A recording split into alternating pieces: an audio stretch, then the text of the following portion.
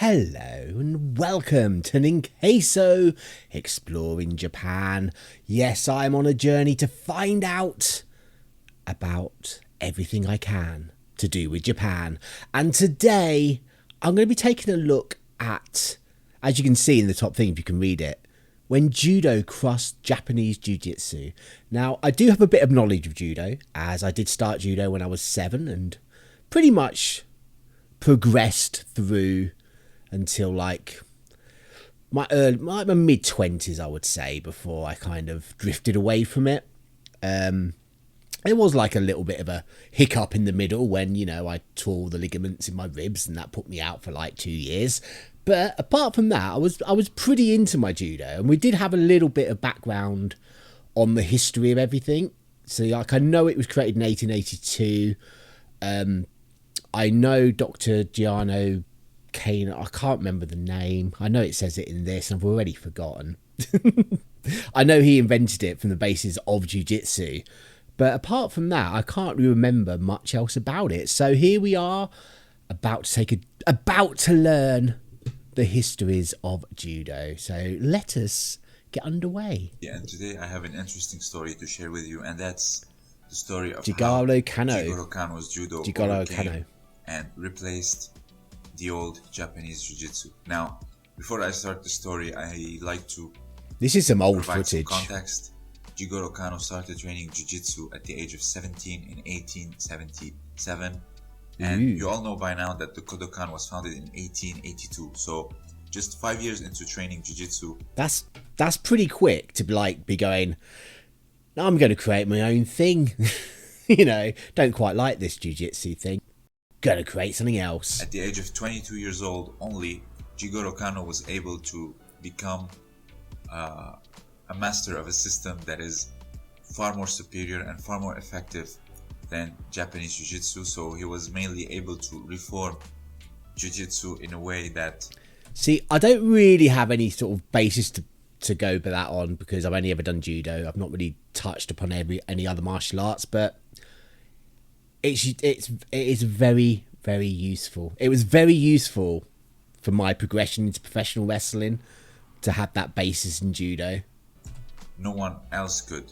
And when you're in a conservative environment and you have a lot of Ogoshi there, quote-unquote masters, and they see this 22-year-old kid inventing a system that is superior, they're not going to be too happy. And yeah, I can imagine. Especially with like how, from my knowledge of how Japan works, with all the like the respect you need to give to the elders and things, I can imagine they weren't none too happy that a little whippersnapper came along was like, doing my own thing. Figures in the rise of Judo are two people.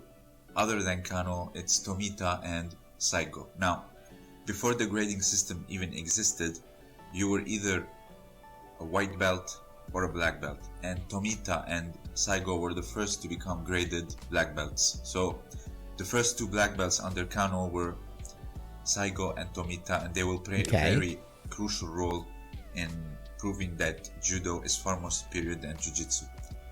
So in 1886 in Tokyo, the Metropolitan Police, just 4 years after it started, held a tournament in order to see which is better, Judo or Jiu-Jitsu. Oh, they're doing kata. So, in a fight that was sanctioned by Mr. Mishima, the chief of police in Tokyo, Jigoro Kano sent 15 of his best students, including Saigo, and it was against the Totsuka Yoshinryu Jiu-Jitsu masters. Okay. The Totsuka team included mainly 5 masters, and all the others were regular fighters. I always find it very strange when you have different martial arts going against each other, because the disciplines are different. I know Jiu-Jitsu is, like, obviously Judo stems from it in some way, so it's kind of probably is, what am I trying to say? It's like, obviously if you do like a karate or something, that's all striking, and obviously there's no striking in Judo, so it'd be interesting to know what the actual rules were of that early tournament. So Jigoro Kano had a lot of respect for the Totsuka, Oh And, no, not that kata. He said that Oh, what's it called? Juno kata, isn't it? Oh, something like that. It's all the wrist locks and things. That was like the one I was learning when I sort of stopped. I got to a second dan, so I'd done my I'd done my Nagna kata, and what's the standing kata? I can't even remember the names. Oh my god, I can't remember. But I was learning the Juno kata, which is all like wrist locks and things. It was very strange because it didn't really what you do in judo. and I quote, "In truth, Totsuka's side had powerful fighters and were no blowhards." When you mentioned the name Totsuka, you meant the greatest jiu-jitsu masters of that era. My own Tenshin Shinryu, Ryo, and Kitoryu teachers were sorely pressed when they went up against Totsuka masters at the Shogunate Gomushu Dojo. So even Kano's professors were beaten by the Totsuka. Now, it was Kano's turn to overthrow and turn the table and show that there is a new system and it is far more superior. And So the judo more people progressive. lost. Is that what Now, you said? The tournament took place. Judo crushed Jiu-Jitsu. No, They Judo actually won. won 12 fights of 15. That's drawing pretty good. 2 and 1 ended up in a loss. However, there are some records that say that 3 draws and 12 victories. I'm not really sure. There are Either way, 12 references to this victories. incident.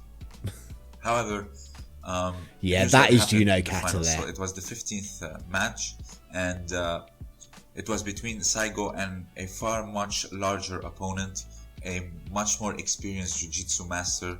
So I'm not even like listening to what he's saying. I'm just watching the judo kata. They're doing it so nice. It's really hard, that one. So many like intricate little things. Anyway, going back to the things. And Listen.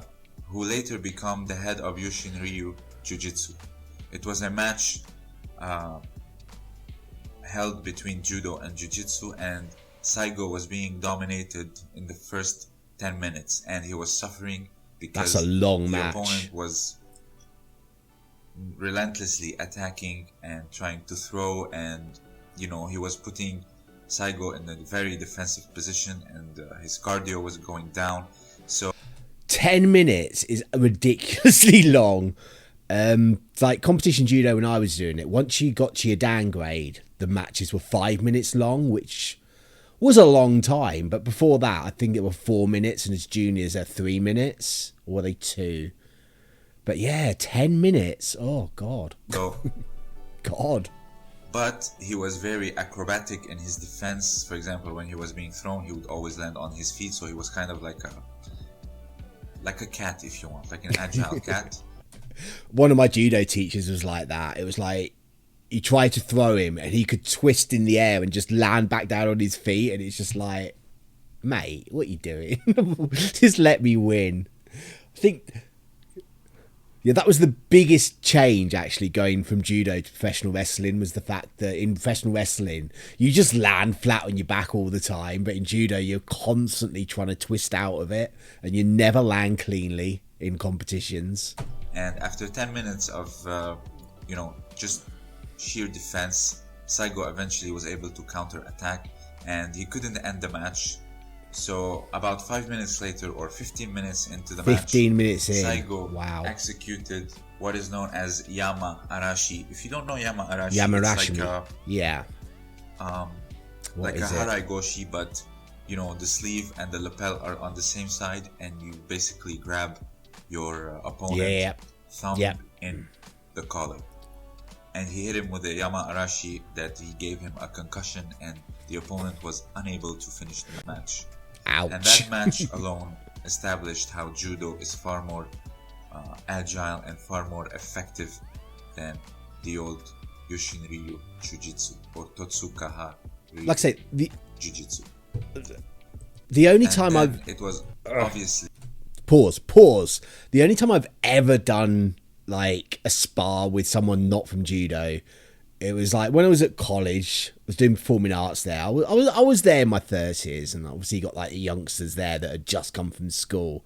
And there was this one kid there who did like karate, I think it was, and he kept badgering me like all year to have like a spar with him. I was just like, no, what's the point? No. And eventually I was like, fine, I'll spar with you.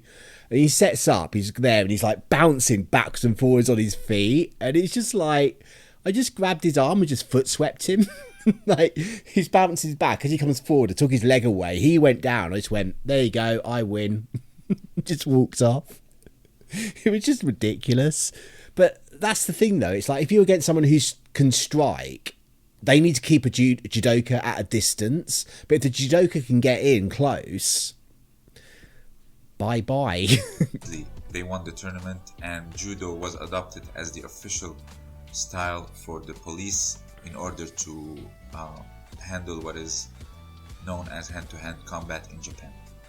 So, okay, makes sense. They created this far more superior training method and also proved it to be far more superior in a tournament of total of 15 matches.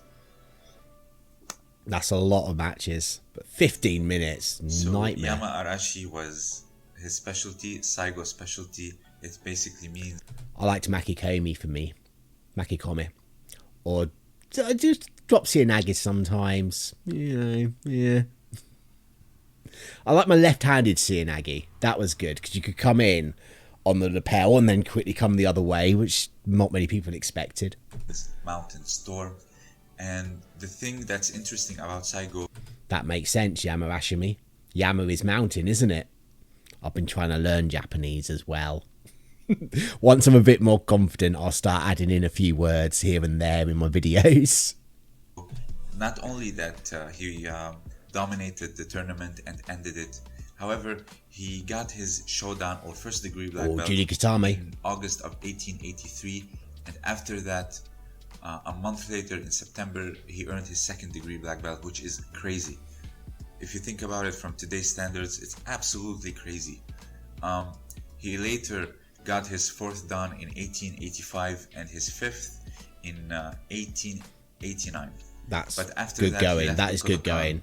I never went past my second. I was learning the katas for third, but it just... life kind of didn't happen. My mum got to I think my mum was a third dan. She might have been a fourth. Can't remember. But she went all over the world. Like, she was in the went all over the world with the masters. She actually did judo at the World Masters Championships in Japan. Jealous. Jealous. While Jigoro Kano was away traveling, but there's no record of him becoming 9th or 10th dan. At least not that I'm aware of.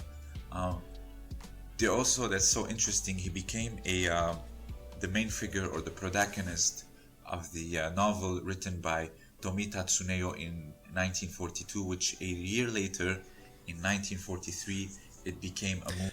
Those are some very short trousers they've got on.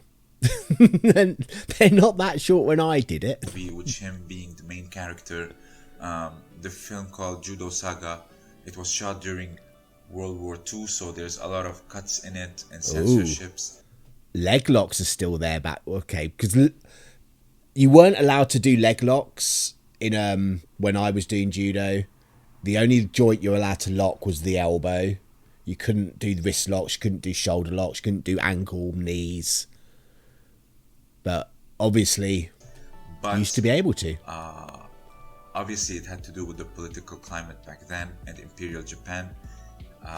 The cuts, I don't know why it was censored, some of it, but still it was able to successfully document the struggles of judo and how it came to be and how it became the main martial art of the country and how it beat jiu-jitsu. And maybe that's a very good idea for me to watch the movie, share some parts of it, some cuts of it, and actually review it on this channel. I think it would make a very good topic and a very... That was a quick Osota Gary, that was. Intellectual conversation could happen after it and really provide the cultural and intellectual content that I try to bring on this channel, not only just top 10 highlights. Is that it? Is that it? I think that might be it about the origins of judo. I'm just like watching this guy in the background. He is so proficient. And they run ads on it, basically. I know, like, the people are sort of working with him, but even so. What I mean. So that's basically it. His technique is was nice. Saigo, Tomita, and Kano that played a huge role in Judo becoming the main discipline for the police and basically surpassing Kanebasami there of Japanese Jiu-Jitsu. This was Shadi, and thank you so much. I used to like a listening. Kanebasami Please before it was made like illegal. The video. It would really help me. Right. Thank you for that. Thank you for that video. That was very informative. I see. I kind of knew that, like, it started in 1882. Kind of, that's all we had to really learn when it started. The name of the first dojo and, like, the name of the person who created it. It never went into detail of how it grew from that. And it's quite interesting to know that literally 5 years into his jiu-jitsu career, he just went off and created this whole new sport, this whole new martial art that just, you know, took over from jiu-jitsu. That's impressive. But anyway, that thanks. I mean, let me know what you think. If you've got any sort of background knowledge onto these things, let me know down there in the comments. And if you did like this video, if you like their video, make sure you go over to their site and give it a like. That is Chaddy. You know, give his video a little like. Look, there we go. We'll give it a like because I liked that. Thank you, Chaddy, for the informative video. And if you liked my video, give my video a like as well. And if you didn't like it, give it a dislike. I won't complain. just some interaction would be good. And if you want to see more of my journey into learning everything Japanese, please make sure you go down and hit that subscribe button because I am loading videos. At the moment, I'm trying to aim for 3 videos a week, every Monday, Wednesday, Friday. We'll see how well that lasts. But that is going to be it for this one. Make sure you join me again for my next video. But until then, just be nice to people. Bye.